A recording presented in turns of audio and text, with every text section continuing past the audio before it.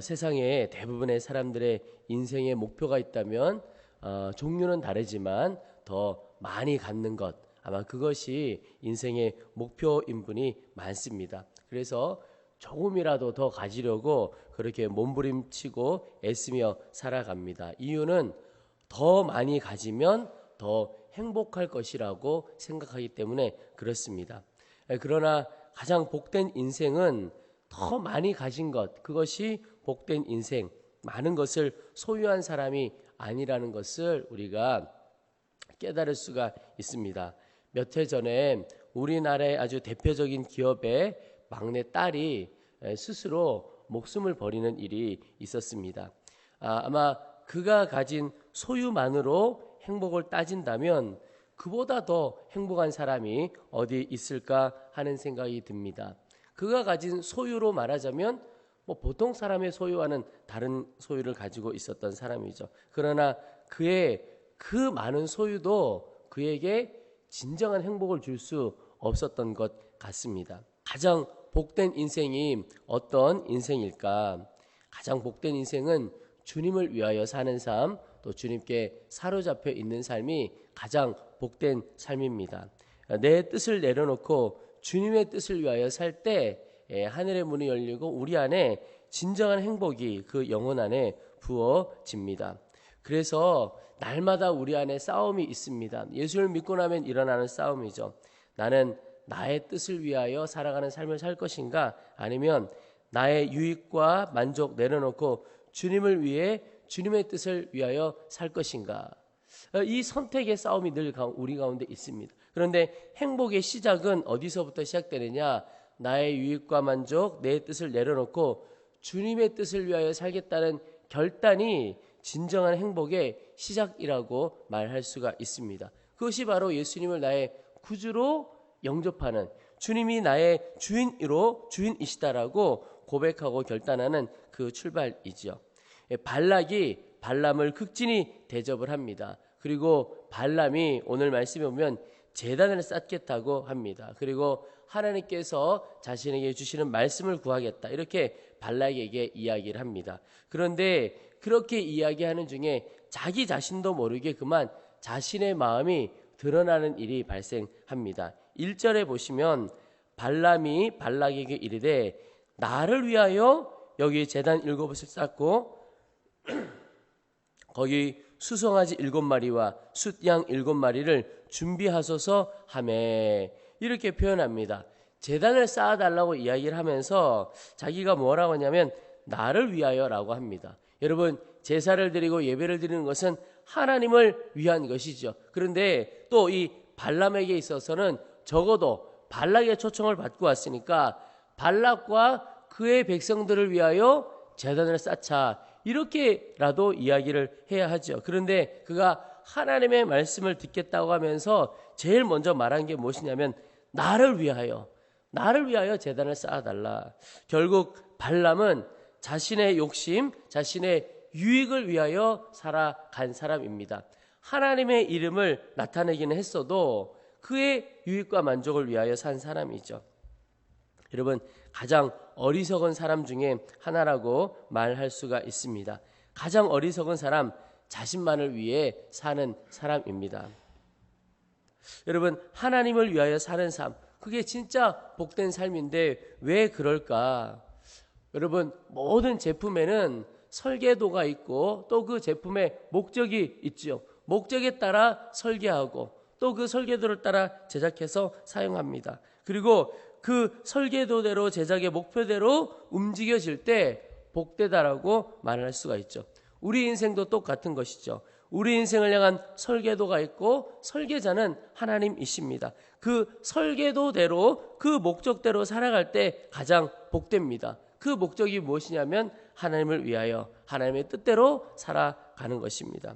그렇게 살 때, 하나님의 뜻을 따라 하나님을 위하여 살 때 우리 자신이 복됩니다. 우리 자신만 복될 뿐만 아니라 하나님은 하나님을 위하여 사는 자들을 통하여 그 주변의 사람들이 복되게 합니다.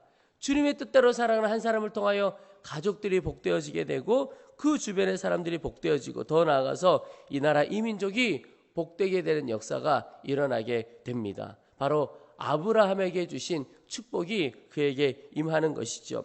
말씀에 그의 나라와 그의 의를 구하라. 그리하면 이 모든 것을 너에게 더하시리라. 우선순위가 있다는 거예요. 하나님의 뜻을 위하여 살아가면, 하나님을 위하여 살아가면 하나님께서 다른 것은 다 채워주신다는 겁니다. 얼마나 놀라운 일입니까? 그러니 주의 뜻을 위하여 먼저 사는 것이 내 자신이 복되고 이웃이 복되고 또 하나님께서 우리의 필요를 다 채워주시는 길인 것입니다. 여러분, 오늘 하루도 먼저 기도하실 것이, 주님, 나의 유익과 욕심을 위하여 살지 않고 주님을 위하여, 주님의 뜻을 위하여 살아가게 하시옵소서. 그래서 나와 내 주변이 복되고 나의 필요도 주께서 다 채워주시는 것을 경험하는 은혜의 삶을 살게 하시옵소서. 이것이 오늘 우리에게 주시는 첫 번째 기도의 제목입니다. 또 하나, 하나님께서 오늘 우리에게 기도하게 하시고 도전하게 하시는 것 하나는 바로 축복하는 자가 되라 하는 말씀입니다. 축복을 하되 모든 자를 축복하라는 것입니다. 발람이 하나님께 말씀을 구합니다.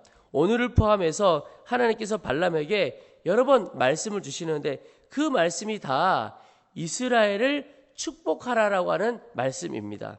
여러분, 발락이라고 하는 왕이 발람을 청해 온 것은 이스라엘을 저주하려고 청해 왔습니다. 저주해 달라고 불렀어요. 그런데 발람은 하나님께 말씀을 구할 때 하나님은 계속 축복의 말씀을 그에게 주셨습니다. 여러분, 발람에게 하나님께서 축복의 말씀을 주신 것처럼 하나님께서는 오늘 우리에게도 똑같이 요청하시고 명령하신다고 믿습니다. 너가 만나는 모든 사람들을 축복하고 축복하라. 심지어 내가 축복하기 어렵고 마음 주기 어려운 사람에게까지도 축복하고 축복하는 자가 되라. 저는 신학교를 갈 때 하나님의 부르심이 있었지만 또 특별히 목사가 되려고 할 때 참 기뻤던 것 하나가 있습니다. 그것이 무엇이냐면 다른 이들을 축복하는 사람이 되는 것. 이게 얼마나 참 부럽고 귀한 일이라고 생각되었는지 모릅니다. 제가 청년 시절에 신학교를 가기 이전부터 예배를 드릴 때 예배가 참 은혜롭고 또 예배 마지막에 목사님께서 축도를 하시는데 그 축도 사실 짧은 기도이지요. 그 축복 기도해 주시는 것이 얼마나 부러운지 그때 제 청년의 마음에 아니 어떻게 사람이 누구이기에 사람을 축복할 수 있을까? 그런 생각이 드는 겁니다. 그래서 주일마다 축복하시는 그 목사님의 인생이 다른 건 몰라도 저렇게 다른 일을 축복하는 인생이 되면 저거보다 귀한 인생이 없겠다. 그런 생각이 들었습니다. 그리고는 신학교를 갔을 때 그것이 참 귀하고 좋더라고요. 다른 이들을 축복하는. 그래서 이 축복할 수 있는 권한이 얼마나 좋은가. 그런데 주님은 목사에게만 축복할 수 있는 은혜를 주신 것이 아니고 모든 사람에게 모든 이들을 축복할 수 있는 권능과 은혜를 다 부어주신 것이죠. 그래서 어떤 분들은 그것을 성도에게 주어진 축복권이다 이렇게 표현을 합니다. 그 말은 내가 만나는 모든 사람들을 마음껏 축복할 수 있는 권한이 있다는 겁니다. 그리고 내가 축복하는 자를 하나님께서 축복해 주시고 또 조금 무섭긴 하지만 저주하는 자를 저주하게 하시는 하나님께서 그런 권세를 우리 가운데 주셨다는 겁니다. 그래서 여러분 먼저 우리가 사랑하는 이들을 위해서 마음껏 축복하는 인생 되기를 소망합니다.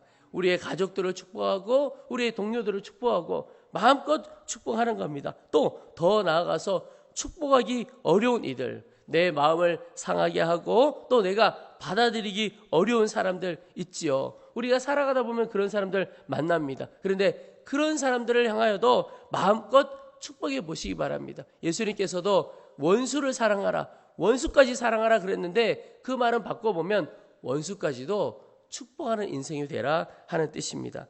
여러분, 하나님은 우리가 다른 이들을 축복하는 자로 살아가기를 원하십니다. 그리고 다른 이들을 축복하는 인생, 그것이야말로 진짜 축복받은 인생이라고 저는 믿습니다. 내가 가진 것은 많은데 나로 인하여 다른 이들에게 흘러가는 게 아무것도 없어요.